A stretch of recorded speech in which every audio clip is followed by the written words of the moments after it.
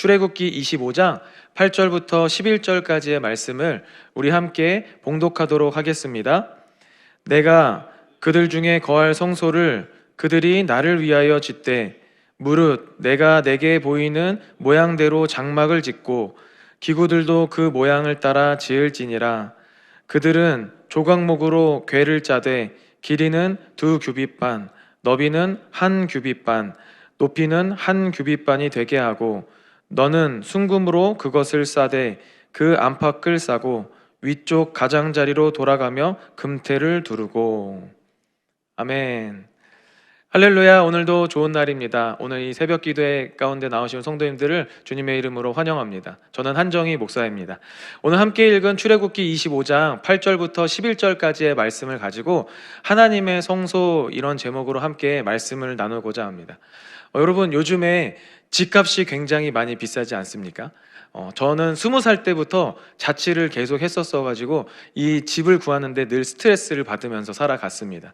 어릴 때는 그냥 이렇게 머물 집이 있다라고 하는 게 너무나 당연하게 여겨졌는데, 제가 이제 나이가 들면서 스스로 집을 구해야 할 나이가 되니까 이 집을 구한다는 것이 얼마나 스트레스가 되는 것인지를 실감을 하게 되었습니다.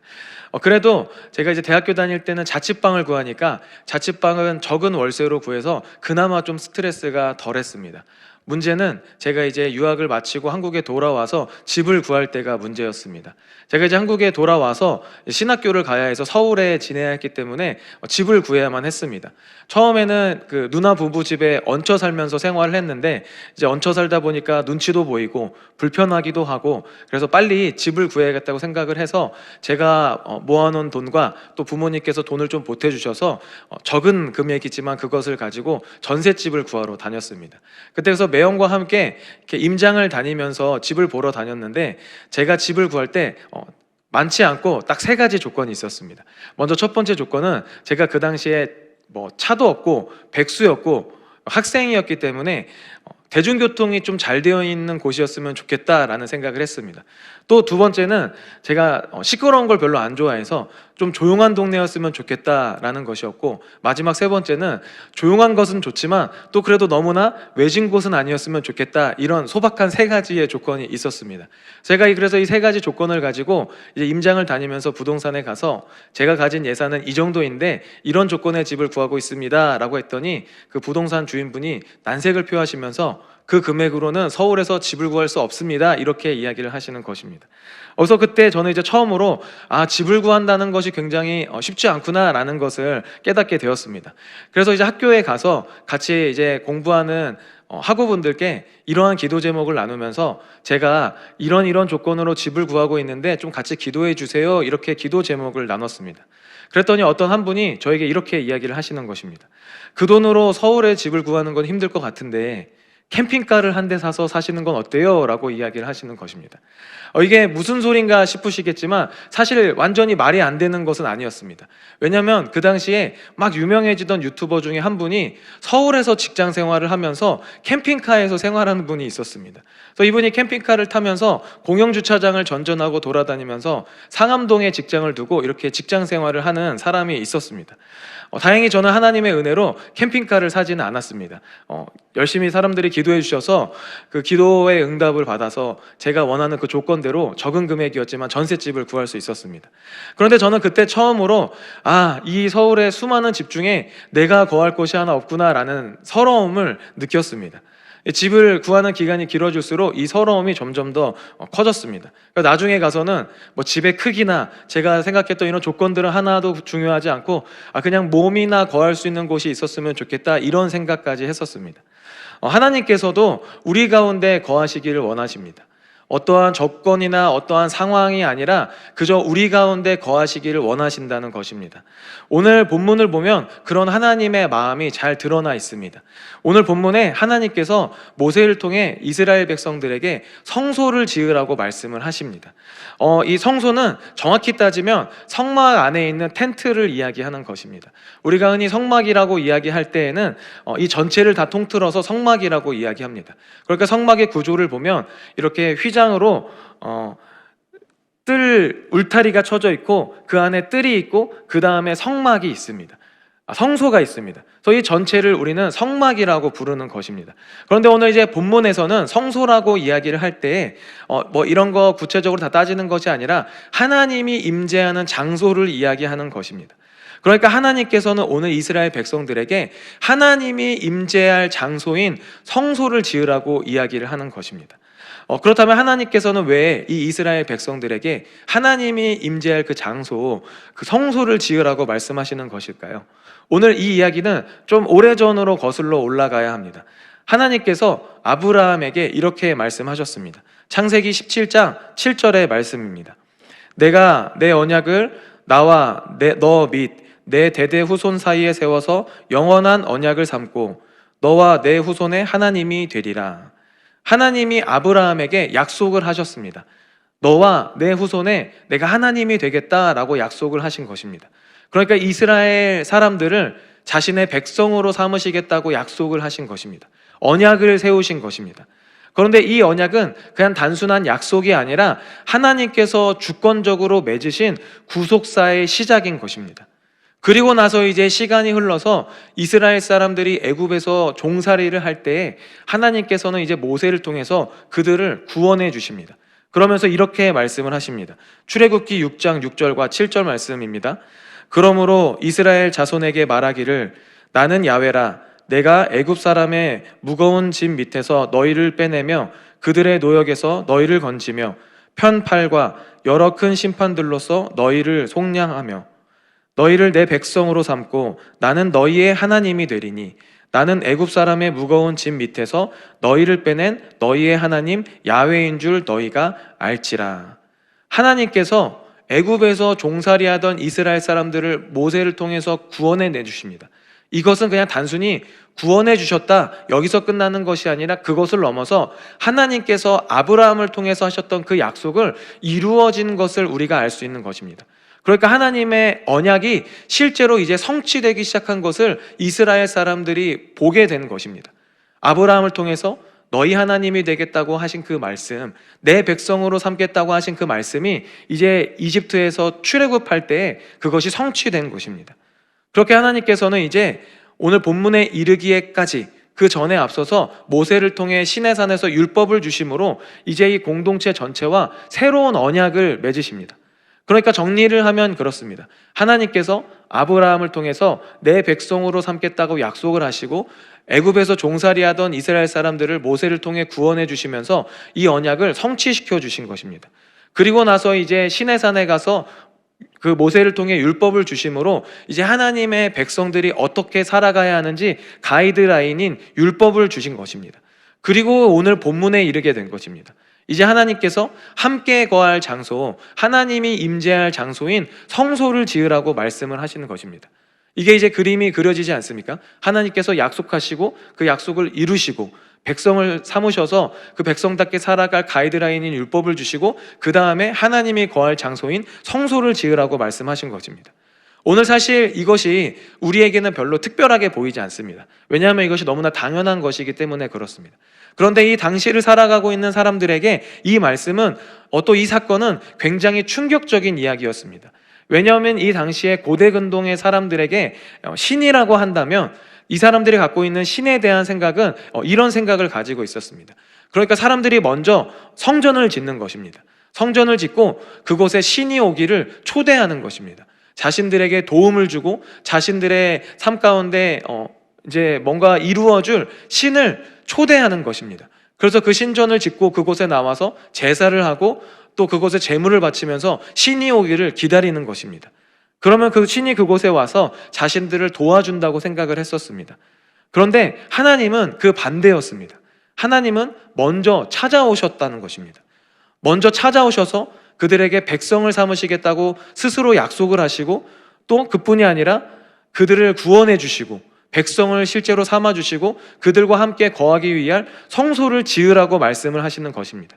그러니까 그 당시에 이 사람들이 갖고 있던 신에 대한 생각은 우리가 성전을 짓고 또 우리가 법을 지켜야지만 신이 오셔서 그 신이 우리를 백성을 삼아 주시는 것인데, 또 조건을 들어줘야지만 우리가 원하는 것을 들어주시는 그분이 신이신데, 하나님께서는 그렇게 하지 않으시고 하나님께서 먼저 오셔서 언약을 하시고 이미 백성을 삼아 주시고 함께 하시기 위해서 성소를 지으라고 말씀을 하시는 것입니다.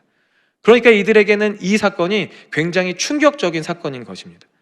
그렇다면 오늘 이 구약의 시대에 성소를 지으라고 하는 오늘 이 말씀이 오늘날 우리와는 어떤 상관이 있는 것일까요? 이제는 성소를 짓지 않는 시대인데, 그렇다면 이 말씀이 교회를 건축하라고 하는 말씀인가요? 하나님께서는 그냥 여기서 그치시지 않으십니다. 이렇게까지 하시는 것으로는 성이 차지 않으셨는지 이렇게까지 행하셨습니다. 요한복음 1장 14절에 보니까 이렇게 기록되어 있습니다. 우리 함께 이 말씀 읽어보도록 하겠습니다. 말씀이 육신이 되어 우리 가운데 거하심에 우리가 그의 영광을 보니 아버지의 독생자의 영광이요 은혜와 진리가 충만하더라. 하나님께서 그냥 이스라엘 사람들에게 내가 거할 장소인 성소를 지어라 라고 하는 것에서 성이 차지 않으셨는지 직접 육신의 몸을 입고 이 땅 가운데 내려오십니다. 우리가 성육신이라고 이야기하는 것이죠. 좀 전에 읽은 말씀 중에 거하심에 라고 하는 이 단어가 있는데, 이 단어는 그냥 기록된 원어인 헬라어 그대로 표현을 하면 스케노라고 하는 단어입니다. 이 단어가 거하시다 라고 하는 단어로 번역이 되었는데, 이것을 그냥 원색적으로 해석을 하면 성막을 짓다 라고 하는 의미를 가지고 있다고도 합니다. 그러니까 이 말씀이 어떤 의미입니까? 하나님께서 이 땅 가운데 육신의 몸을 입고 오셔서 성막을 치셨다고 이야기하는 것입니다. 천막을 치셨다고 이야기하는 것입니다. 그러니까 구약에서 하나님께서 그냥 이스라엘 사람들에게 성소를 지으라고 말씀하셨다면 그것으로는 이제 부족해서 신약의 시대에 와서 직접 육신의 몸을 입고 이 땅 가운데 오셔서 성막을 치셨다는 것입니다. 그럼 어디에 성막을 치셨습니까? 고린도전서 3장 16절에 보면 이렇게 이야기합니다. 너희는 너희가 하나님의 성전인 것과 하나님의 성령이 너희 안에 계시는 것을 알지 못하느냐. 그러니까 하나님께서 이 땅 가운데 육신의 몸을 입고 직접 오셔서 우리를 성전 삼겠다고 말씀하시는 것입니다. 우리 가운데 성막을 치겠다고 말씀하시는 것입니다. 그러니까 오늘 본문 가운데 나오는 이 성소는 하나님이 임재하는 장소이고, 오늘날로 따지면 이제 우리를 이야기하는 것입니다. 하나님의 성전된 우리가 바로 오늘 본문에서 이야기하는 성소를 이야기하는 것입니다. 그래서 오늘 우리는 바로 하나님의 성전인 것입니다. 그렇다고 하면 오늘 본문의 말씀이 이제 우리와 상관이 없는 이야기가 아니라 우리와 상관이 있는 이야기 아니겠습니까? 그렇다면 오늘 이 성소는 어떤 것을 의미하고 있는 것일까요? 오늘 이 성소가 우리에게 주는 메시지는 무엇일까요? 오늘 저는 그것을 세 가지로 좀 정리해 보면서 말씀을 나누고자 합니다. 먼저 첫 번째, 이 성소가 우리에게 주는 메시지는 바로 이것입니다. 하나님이 우리와 거하고자 하신다는 것입니다. 우리 함께 따라해 보겠습니다. 하나님은 거하고자 하신다. 오늘 본문 8절의 말씀입니다. 다시 한번 읽어보겠습니다. 내가 그들 중에 거할 성소를 그들이 나를 위하여 짓되. 하나님께서는 그들의 백성 가운데 거하기를 원하셨습니다.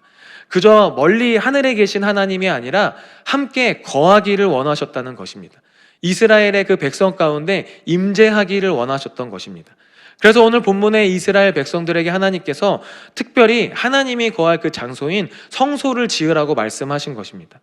이스라엘 사람들을 그냥 괴롭고 힘들게 하려고 막 복잡하게 그 성소를 지으라고 한 것이 아니라 하나님은 이스라엘 백성들과 함께 동행하기를 원하셨던 것입니다.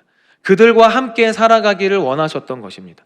그 하나님이 그들 가운데 임재하셔서 늘 함께 하시기를 원하셨던 것입니다. 그래서 하나님께서는 하나님이 거할 장소인 처소를 만들라고 하는 것입니다. 그런데 이것이 이제 신약의 시대에 와서 예수님께서 오심으로 더욱더 명확해지십니다. 마태복음 1장 23절의 말씀입니다. 보라, 처녀가 잉태하여 아들을 낳을 것이요 그의 이름을 임마누엘이라 하리라 하셨으니 이를 번역한즉 하나님이 우리와 함께 계시다 함이라. 하나님께서 이 땅 가운데 육신의 몸을 입고 오신 이유가 바로 우리와 함께 하시기 위해서인 것입니다. 그러니까 아까 읽은 고린도전서 3장 16절의 말씀처럼 우리를 처소 참으셔서 이 땅 가운데 육신의 몸을 입고 오셔서 우리와 함께 하시겠다고 말씀하시는 것입니다. 우리 안에 거하고자 하신다고 말씀하시는 것입니다. 그래서 우리를 성전 삼으신다고 말씀하시는 것입니다. 그래서 성전된 우리는 우리의 마음을 거룩하게 해야 할 의무가 있습니다.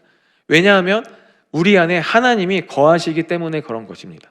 하나님은 거룩하신 분이시기 때문에 거룩한 곳에 임재하십니다. 그래서 이 성소라고 하는 이 단어가 미도카시라는 단어인데, 이 단어는 카도시에서 파생된 단어입니다. 우리가 카도시라고 하는 단어를 잘 알고 있지 않습니까? 이 카도시는 거룩한, 구별된 이런 뜻을 가지고 있습니다. 그러니까 이 성소라고 하는 말 자체가 거룩한 장소, 구별된 장소, 이런 뜻인 것입니다. 그러니까 하나님께서는 거룩한 장소, 거룩한 곳에 임하시는 분이십니다. 그런데 우리를 성전 삼으시고 우리 안에 임하시겠다고 하실 때에 우리의 성전된 우리는 거룩해야 되는 것입니다. 그래서 우리는 날마다 우리의 마음을 거룩하게 해야 되는 것입니다. 하나님의 성전된 우리의 몸을 거룩하게 해야 할 의무가 있다는 것입니다. 이것이 바로 성소가 우리에게 주는 첫 번째 메시지인 것입니다. 그런가 하면 두 번째로 이제 우리에게 주는 메시지는 이것입니다. 하나님은 만나고자 하신다는 것입니다. 우리 함께 따라해 보겠습니다. 하나님은 만나고자 하신다. 우리가 읽지는 않았는데 출애굽기 25장 좀 뒤에 넘어가면 22절에 이렇게 말씀하고 있습니다. 거기서 내가 너와 만나고 속죄소 위 곧 언약궤 위에 있는 두 그룹 사이에서 내가 이스라엘 자손을 위하여 내게 명령할 모든 일을 내게 이르리라. 오늘 본문에서는 하나님이 임재할 장소를 성소라고 이야기하고 있습니다. 근데 이것을 좀 더 자세히 이야기하면 아까 설명드린 대로 이렇게 성막이 있고 그 안에 성소가 있습니다. 그리고 이 성소에 이제 휘장으로 가림막을 하고 휘장을 열고 들어가면 그곳에 언약궤가 있습니다. 여기를 지성소라고 이야기합니다. 그래서 이곳은 이제 하나님과 만나는 장소입니다. 그러니까 이 성막 안에 있는 성소 안에 있는 지성소에 들어갈 때에는 과정이 있는데, 이제 제사장이 성막 뜰에 있는 그 물두멍에서 흠없는 어린 양을 잡아서 제사를 지냅니다. 그러니까 흠없는 어린 양을 가지고 와 제사장은 자신의 죄를 이 어린 양에게 전가를 시켜서 그 어린 양을 이제 각을 뜨고 그곳에서 제사를 드림으로 일시적인 죄사함을 얻습니다. 그리고 나서 이제 성소로 들어가는 것입니다. 성소로 들어가서 휘장을 열고 지성소에 들어가 하나님을 만납니다. 그런데 이것이 굉장히 제약적인 만남이었습니다. 1년에 딱 한 번만 대제사장만이 들어갈 수 있는 방법이었던 것입니다. 그곳에서는 하나님의 관계가 회복되는 자리이고 하나님과 직접 대면하는 자리였습니다. 그러니까 하나님께서는 이스라엘 백성들과 만나기를 원하셨는데, 구약의 이 성소에서는 굉장히 지극히 제한적인 만남이었다는 것입니다. 그러면 우리가 여기서 이제 생각해 보게 되는 것이 있습니다. 아까 첫 번째로 성소가 우리에게 주는 메시지가 하나님은 거하시기를 원한다고 하셨고, 두 번째는 만나기를 원한다고 하셨는데, 그럼 거한다는 것과 만난다는 것의 차이는 무엇이지? 우리가 이렇게 생각이 듭니다. 이것은 이렇게 생각해 볼 수가 있는 것입니다. 그러니까 거한다고 하는 것은 같이 사는 것입니다. 한 집에서 같이 사는 것을 의미하는 것입니다. 그리고 만난다고 하는 것은 교제를 이야기하는 것입니다. 그러니까 예를 들면 이런 것입니다.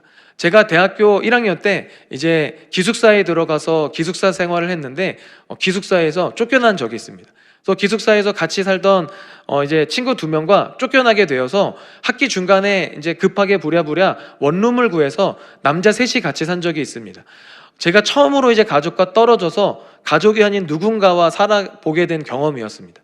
그러다 보니까 맞지 않는 것이 굉장히 많지 않았겠습니까? 뭐 치약 짜는 것부터 해서 뭐 수건을 거는 것부터 빨래하고 밥 먹고 설거지하는 것부터 맞는 것이 하나도 없었습니다. 그러다 보니까 싸우게 되는 것입니다. 그래서 하루는 이제 이 친구들과 설거지하는 문제로 다툼이 생겼습니다. 그래서 이제 싸워서 한 일주일간을 이 친구들과 말을 안 하면서 지낸 적이 있었습니다. 그러니까 저희는 한 집에 함께 살기는 했지만 대화는 없었던 것입니다. 그러니까 이것입니다. 거한다고 하는 것은 한 집에 사는 것이고, 만난다라고 하는 것은 대화하고 교제하는 것을 이야기하는 것입니다. 한 집에 살면서 대화가 없을 수도 있는 것입니다. 이 차이인 것입니다. 그래서 오늘 하나님께서 만나기를 원하신다고 하는 것은 교제하기를 원하신다는 것입니다. 그들과 대화하기를 원하신다는 것입니다. 그러니까 하나님은 자신의 백성들과 만나기를 원하셔서 오늘 성소를 지으라고 말씀을 하신 것입니다. 그런데 구약의 이 성소에서의 만남은 지극히 제한적이었던 것입니다. 지성소는 대제사장만 들어갈 수 있고 1년에 딱 한 번만 들어갈 수 있었습니다. 그래서 하나님께서 어떻게 하셨습니까? 히브리서 10장 19절과 20절 말씀에 이렇게 말씀합니다. 우리 함께 읽어보겠습니다. 그러므로 형제들아, 우리가 예수의 피를 힘입어 성소에 들어갈 담력을 얻었나니 그 길은 우리를 위하여 휘장 가운데로 열어놓으신 새로운 살 길이요 휘장은 곧 그의 육체니라. 예수님이 우리의 대제사장이 되셔서 십자가에서 몸 찢고 피 흘리심으로 인해서 그 휘장을 찢어 놓으셨습니다. 그래서 오늘날 이제 누구든지 예수 그리스도를 믿고 구주로 고백한 사람은 하나님 앞에 나아갈 수 있게 된 것입니다. 구약에서는 그 어린 양을 잡아서 나의 죄를 전가시켜서 그 제사를 드리고 1년에 한 번 대제사장만 휘장을 열고 들어갈 수 있었다면, 이제 예수 그리스도께서 십자가에 못 박히심으로 그 휘장을 찢어 놓으셔서 이제 오늘날 우리는 누구든지 하나님 앞에 나아갈 수 있게 된 것입니다. 이제 다시는 제사를 드릴 필요 없이 하나님 앞에 나아갈 수 있게 된 것입니다. 이것이 바로 성소를 통해서 우리가 얻을 수 있는 두 번째 메시지인 것입니다. 하나님께서는 우리와 만나기를 원하신다는 것입니다. 마지막 세 번째로 우리에게 주는 메시지는 하나님은 중심되고자 하신다라는 것입니다. 우리 함께 따라해 보겠습니다. 하나님은 중심되고자 하신다. 민수기 2장 1절과 2절 말씀입니다. 야훼께서 모세와 아론에게 말씀하여 이르시되 이스라엘 자손은 각각 자기의 진영의 군기와 자기의 조상의 가문의 기호 곁에 진을 치되 회막을 향하여 사방으로 치라.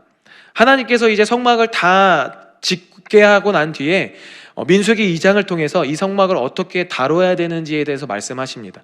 특별히 민수기 2장을 보면 이제 성막을 어디에 위치해야 되는지 말씀하십니다.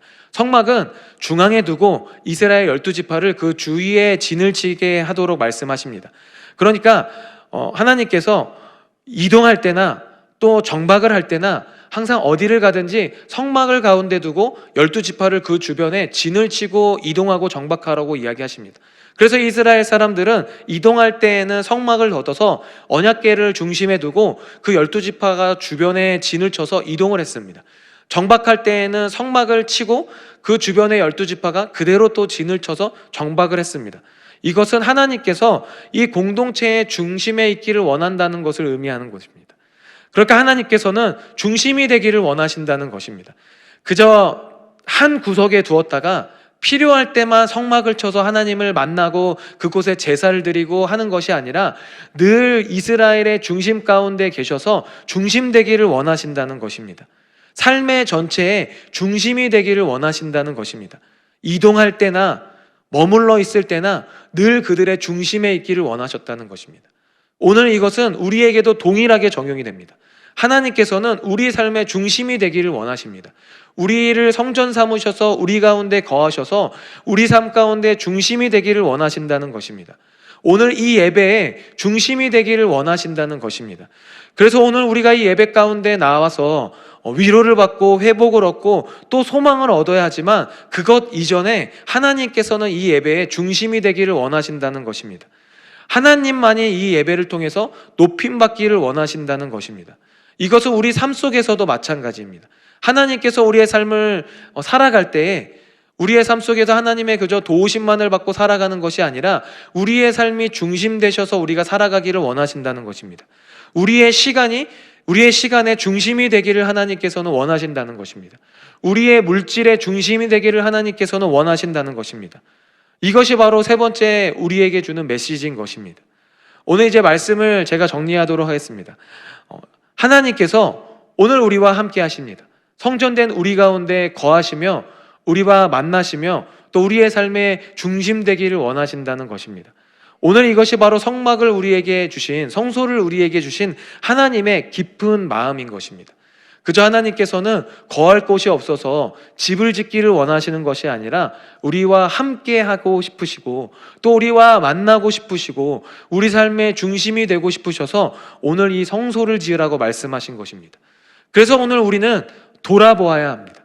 나는 하나님이 거하시기에 합당한 삶을 살아가고 있나? 나는 날마다 하나님과의 인격적인 만남 가운데 살아가고 있나? 나는 내 삶의 중심을 하나님으로 두면서 살아가고 있나? 오늘 이것은 우리를 생각해 보아야 한다는 것입니다.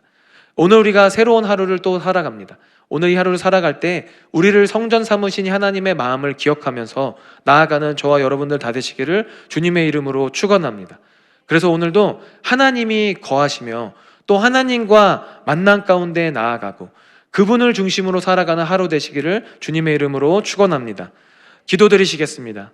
사랑과 은혜가 풍성하신 하나님 감사합니다. 오늘도 우리를 하나님의 처소 삼으셔서 우리 가운데 거하시며 우리와 만나시며 우리 삶의 중심 되기를 원하시기를 말씀하시는 그 주님 앞에 나아가게 하심에 감사드립니다. 하나님, 오늘 우리가 하루를 살아갈 때 하나님의 거룩한 성전답게 살아가기를 소망합니다. 하나님이 거하시는 장소인 그 성소가 되어 살아가기를 소망합니다. 오늘 우리의 삶을 주여 거룩하게 하여 주시고 우리의 마음을 날마다 거룩하게 살아갈 수 있도록 인도하여 주시옵소서. 그래서 주님, 우리 삶 가운데 날마다 거하여 주시고 우리가 날마다 주님과의 만남 가운데 나아가는 삶을 살아가게 하여 주시옵소서. 그리고 우리의 삶의 중심에 날마다 주님을 모셔드리며 살아가기를 원하오니 하나님, 이 시간 이곳 가운데 찾아와 주셔서 우리 삶 가운데 중심되어 주시옵소서. 그래서 우리의 삶의 구원자 되시며 우리의 삶의 모든 것 되시며 우리의 삶의 주권자 되신 그 하나님과 날마다 동행함으로 우리가 나아가기를 원합니다. 주여, 오늘 이 시간 예배 가운데 나오는 귀한 성도님들의 삶 가운데 날마다 동행하여 주시고 그 동행하며 나아가는 우리 귀한 성도님들의 모든 삶 가운데 위로를 더하여 주시고 또 삶의 모든 영역 가운데 회복이 일어나게 하여 주시고 놀라운 주의 역사가 나타나게 하여 주시옵소서. 오늘 또 이 예배 가운데 나올 때 우리 귀한 성도님들 빈손으로 나오지 않고 귀한 예물 들고 나왔습니다. 아버지, 귀한 예물 그냥 물질이 아니라 우리 귀한 성도님들의 마음입니다. 아버지께서 이 귀한 마음 받아주시고 또 이 귀한 예물이 필요한 곳곳 가운데 흘러가게 하여 주시옵소서. 귀한 예물 드린 손길을 축복합니다. 아버지, 예물 드린 모든 손길 주께서 날마다 함께 하여 주셔서 그 손길 가운데 주의 복이 나타나게 하여 주시고 그 복이 흘러가 귀한 이웃들에게까지 나타나는 귀한 성도님들의 인생 되게 하여 주시옵소서. 감사드리며 이 모든 말씀 사랑의 마신 예수 그리스도의 이름으로 기도드립니다.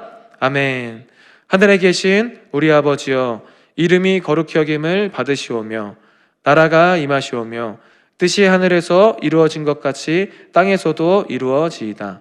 오늘 우리에게 일용할 양식을 주시옵고 우리가 우리에게 죄 지은 자를 사하여 준 것 같이 우리 죄를 사하여 주시옵고 우리를 시험에 들게 하지 마시옵고 다만 악에서 구하시옵소서. 나라와 권세와 영광이 아버지께 영원히 있사옵나이다. 아멘. 할렐루야. 예배 받으신 하나님께 영광의 박수 올려드리겠습니다. 네, 이제 함께 저희 기도하도록 하겠습니다. 먼저 나라와 민족을 위해서 기도해 주시기 바랍니다. 또 우리 여의도 순복음교회와 이영훈 대표총회장님의 목회 사역을 위해서 기도해 주시기 바랍니다. 또 우리 여의도 순복음 분당교회와 사랑하는 우리 황선욱 담임 목사님의 목회 사역을 위해서 기도해 주시기를 부탁드립니다. 특별히 우리 담임 목사님께서 한반도 평화를 위한 한미 지도자 기도회의 준비위원장으로 지금 미국에 가서 또 열심히 사역을 하고 계십니다. 그 모든 사역 가운데 하나님의 은혜가 함께하기를 기도해 주시고 또 기도의 모든 과정이 잘 이루어질 수 있도록 기도해 주시기를 바랍니다. 또 참석하는 모든 분들의 기도가 하나님의 뜻 가운데 응답되어지는 놀라운 역사가 나타날 수 있도록 함께 기도해 주시기를 부탁드립니다. 마지막으로 교회 우리 재직분들과 또 저희 주의 종들과 파송한 선교사님들을 위해서 함께 기도하도록 하겠습니다. 우리 주님의 이름 3번 부르고 함께 간절한 마음으로 기도하겠습니다. 주여, 주여, 주여.